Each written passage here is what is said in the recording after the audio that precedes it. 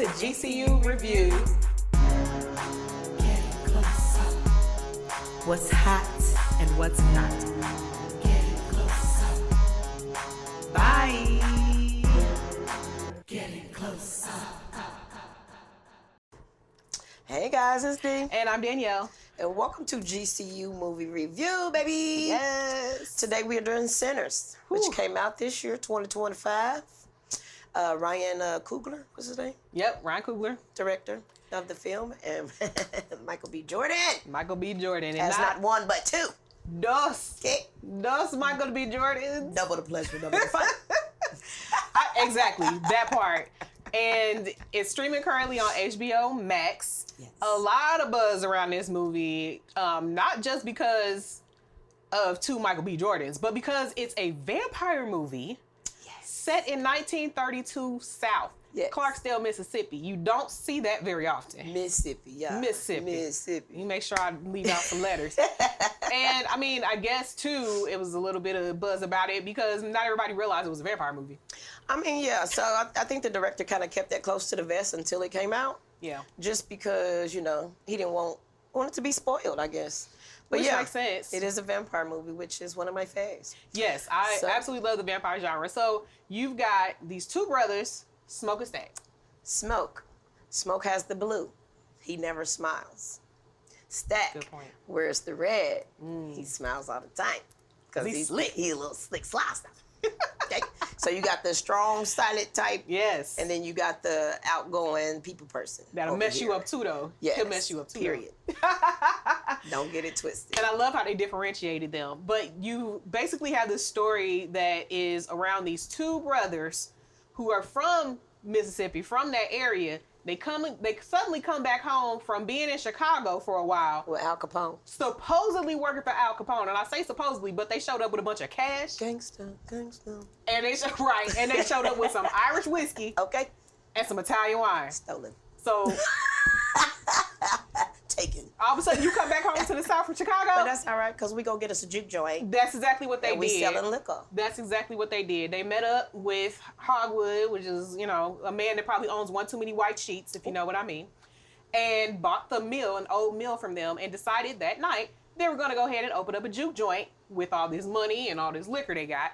And so they recruited a bunch of friends, and I say friends, but there's some complicated stories happening Friends and there, family. to help them run it and make it a successful night. So they go get their cousin Sammy. And Sammy is a PK.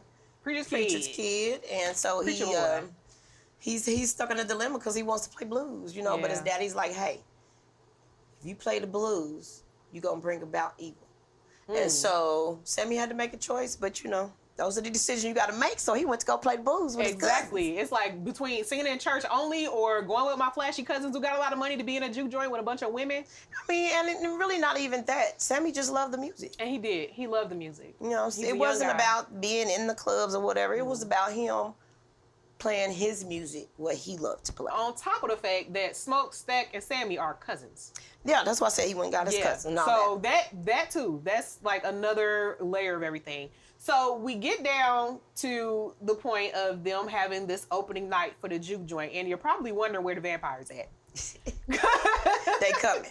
They coming because Sammy gets up there. He does his thing with his guitar and his beautiful voice, played by Miles Canton. This is his first movie Yes. that he's ever did. Yes. Beautiful voice. I wonder, say, is that him? Yes, that's him. He got an 80-year-old man voice coming out. That's him. Yes. And he sung with her. So go and look him up. And so this is his first acting role, but he's been on that guitar. So they have this juke joint. Yeah. And Sammy and the piano man, Yes, Delroy Lindo plays Delta Slim. which is highly underrated. I love Delroy. Highly underrated. He played an old blues cat. Yeah. Yeah. You know, the type that will mess you up, but also plays real good. So yeah, so they, you know, start their little thing, and here comes the dance scene, which actually kind of opens a portal of past music, future music, but it also opens it up for evil. Yes, and it attracts vampires, and specifically Remick, who is an Irish immigrant vampire who is drawn to the music. And so they pop up. They pop up. And I'm going to tell you something. They get to the door and they ask to be invited in. we can sing a song. You got a song? You want to hear about it? Something about killing Paul. they pecking off Ryan's skin. I don't know. Some little silly little song that he was singing outside this juke joint, asking to be invited in. And Annie, who was Smoke's estranged wife, played by Wunmi Mosaku. Yeah. She picked up on it. She said, "Oh, so why you got to be invited in?" Because she from Louisiana, you know. She from that NOLA. She know them spirits and she all know that. them spirits. She could tell the difference of what was going on. And so that basically set up this series of events of these vampires trying to get into the juke joint because they want Sammy. They want to claim his soul and what he knows and his blues. Yep. So they can be great. So, yeah. So ensues a fight. A huge fight. Between the vampires and the people. And it got kicked off. It was, so if you remember the movie From Dusk Till Dawn, it was kind of a similar setup to that, you know, and you get so close to the sunrise, and it's always that one person. Always. It's always that one That person can't wait it who out. just can't wait it out. And they got to go the extra mile, and that was poor Grace. But I understand. Well, you know, they got her husband. They had her husband. Threatened to get her kid. And they threatened to get her kid. But you know what? I don't let Grace out the door. Cause go get your baby girl, cause we not doing that. You see all the people out there? I'm glad you said that because I actually felt the same way. I was like, I would have sent Grace out there to be with him.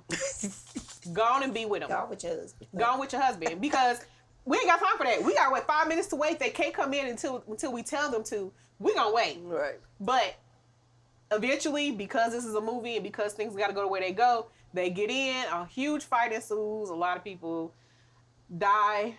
And I say that because vampires, right?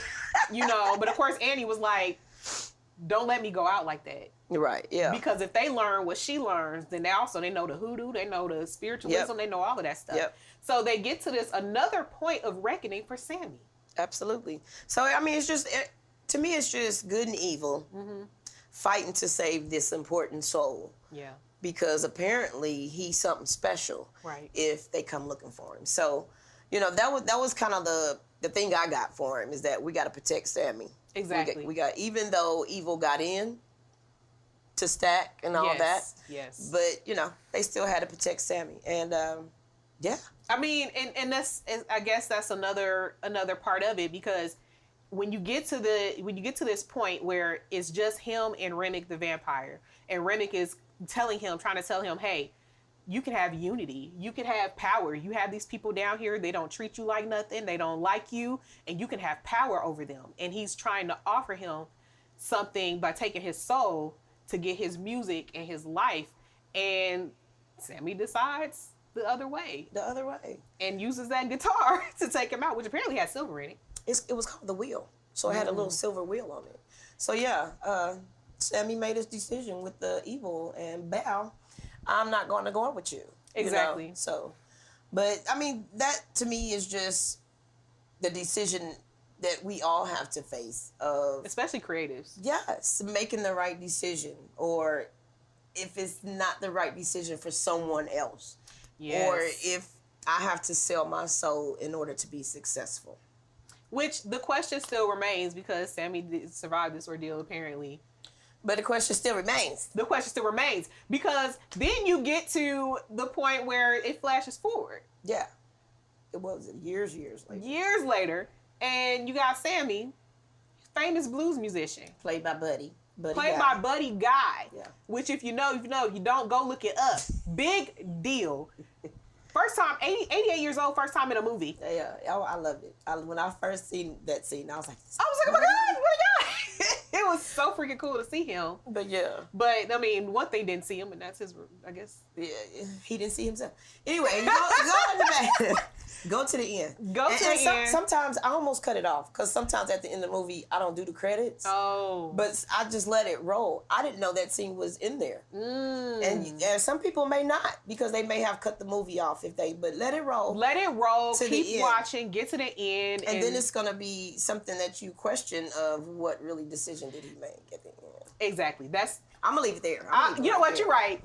Leave it there. Because come holler at me, and I'm going to tell you. Because she will tell you. Because I didn't even notice what she noticed. But you go watch it yourself if you didn't and see the end of that. I think for me, there's so many themes in this movie. Oh, it was so much. I mean, there's so much, and we struggle with trying to talk about it because there's so many things that interest the both of us. Right. But like, really, the fight to, as artists, and we talk to artists all the time on Getting Close Up, Right. them having to make these constant struggles and battles with themselves over what kind of music to play. If they grew up in a church, should they go into R&B? I mean, plenty of times I've heard you listening to that devil music and this, that, and the other because, you have to make the decision. Yes, I'm of God, but I can sing other music because he gave me this talent to do so. Exactly. So, I mean, that's just the decisions. But my thing, and I'm an end. It was a lot of people talking about, I wasn't ready. It was demonic. It's a vampire movie. They've been making vampire movies since Count Blackula back in the 70s. That's a classic. Get over it. That's a classic. Oh my God. Not Blackula. Two of my favorite movies are Vampire in Brooklyn and Diaries of a Vampire. So I didn't understand I wasn't ready. Girl, it's 2025. It's 2025 and I don't understand. It's an R-rated movie, first of all. It's going to be something. So with all that said, I'm honestly, I can't hide my feelings. It's a hot. Oh, it's a super hot. It's a super hot. Like it's a double hot because it was Michael B. It's two hot. times. Flames. It's hot. Yeah, we don't need no paddle, but we do. We don't need it. Because Michael B. That's what I call it, Michael B. He did his thing. He did his thing. He 100% did his thing. It was so believable. I love the movie. I'm going to rewatch it multiple times. I think everybody else should as well because there's different things that you can pick up on. Because it was a lot. A whole lot. You don't want to miss it. You don't want to miss it. You absolutely don't. It's a big cultural marker for this time, and I think you should definitely watch it. Let us know what you think. Like, share, subscribe, comment. Tell us your thoughts about the movie or anything else that you think we should mention. We can hash it out. We can talk about it again. We can talk about it. Because I'm going to watch it again. But we'll see y'all next time. Bye. And welcome to GCU Reviews. Getting close up. What's hot and what's not. Getting close up. Bye. Getting close up.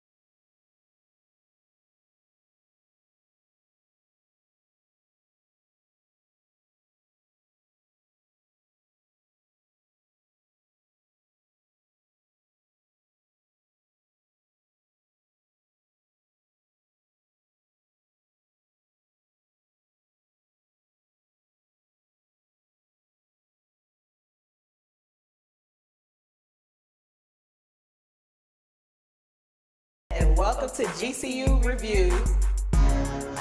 Getting close up. What's hot and what's not.